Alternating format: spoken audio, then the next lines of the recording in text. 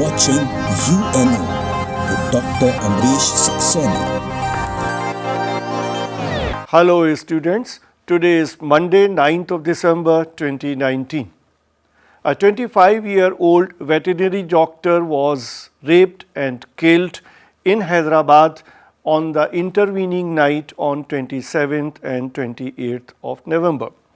And on 29th of November, Telangana police grabbed 4 accused who were said to be involved in the rape and murder, and the police killed them in an encounter in the intervening night on 5th and 6th of December. According to police, they had been taken to the crime spot because police wanted to recreate the scene of the crime, and meanwhile 2 of them grabbed the pistol from the policeman and opened fire on them, and in retaliation police also fired, and so all 4 accused were killed. Thousands of people in the country rejoiced in support of the police action, but then a large section of the people was also there who termed it a fake encounter. The same day, that is on 6th of December, a petition was filed in Telangana High Court against this encounter, and High Court ordered the state government to preserve the bodies of all 4 accused till 8 p.m. on 9th of December. So today the High Court will be taking up this whole issue. Now let me tell you in this program the legal aspect of police encounters and extrajudicial killings. Now if police is trying to nab certain culprits who are on the run, and in the process the exchange of fire happens, like the culprits open fire on the police and the police retaliates. So this exchange of fire is known as the police encounter. In this whole encounter, there is a possibility that either side can get injuries or can be killed. But what we find that in most of the encounters, the policemen receive very minor injuries or no injuries, and the culprits are always dead. These are suspected to be the fake encounters. Whenever a crime is committed, the police is under obligation to register the FIR, conduct the investigation, collect the evidences, arrest the accused, prepare the charge sheet and present the charge sheet in the court. The court will then frame the charges and will conduct the trial. After the completion of the trial, the court may either acquit the accused or can convict them. And in the cases of the grave offences like rape and murder or rape with murder, there is a possibility that the court can pronounce the capital punishment, that is hanging till death. Now any such killing which is being done under a judicial order will be a judicial killing. But whenever the police decides to act on its own and kill somebody, this will be called extrajudicial killing. India has a very bad record as far as the fake encounters is concerned. If we refer to a report of this year of January only, 4 experts of the United Nations Human Rights Commission expressed concern over 59 fake encounters in UP since January 2017 till date.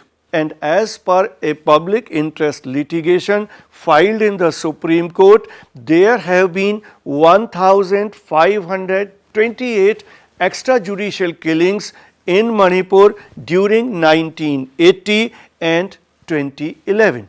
These encounters expose the brutal face of police in India. These also reaffirm the failure of the justice delivery system in our country. people might be rejoicing sometime and supporting the police action. At another time, they might be seen standing by the side of the judgment of the court. But the fact of the matter is that people have lost faith in both the institutions, and this is really a danger to Indian democracy. Now, moving on to another story, the government is presenting the Citizenship Amendment Bill in Lok Sabha today, and the government is bent upon getting this bill passed in the current session of Parliament only.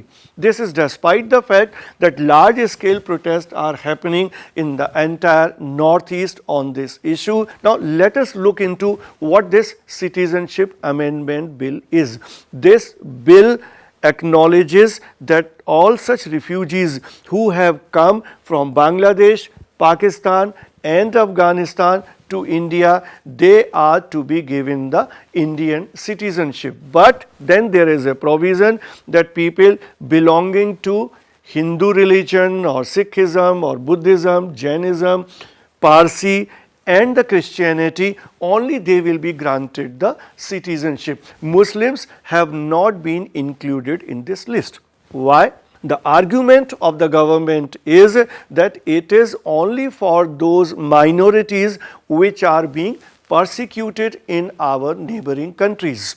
And the argument further is that since Muslims are not being persecuted, and in all these three countries, they are the Islamic countries and Muslims are in majority, so there is no point in giving them citizenship if they are coming to India, and they are to be treated in that case as the illegal migrants. But while giving all these arguments, the government misses 2 points. One, Bangladesh is not an Islamic country. If we refer to Bangladesh Constitution of 1972 and one important judgment delivered by their Supreme Court in 2010, it is a secular country. Now, another important point is that not only these 6 religions which have been mentioned in the bill are being persecuted, there are other minorities also which are facing persecution in all these 3 countries. And here we can mention the Ahmadiyas, Shias and Hazaras. In Pakistan, Ahmadiyas are persecuted in a big way. They are not considered Muslims, they are not allowed to read Quran, they are also not allowed to go to the mosque to have their prayers.